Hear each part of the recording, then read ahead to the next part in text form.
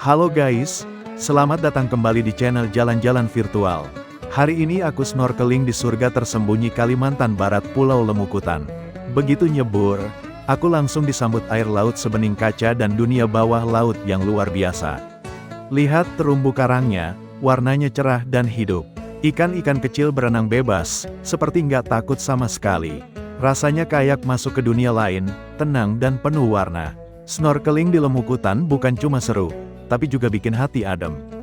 Kalau kamu cari ketenangan dan keindahan laut yang masih alami, Pulau Lemukutan wajib masuk bucket list kamu. Yuk buruan atur liburan kamu. Jika butuh bantuan jangan lupa DM ke akun ini.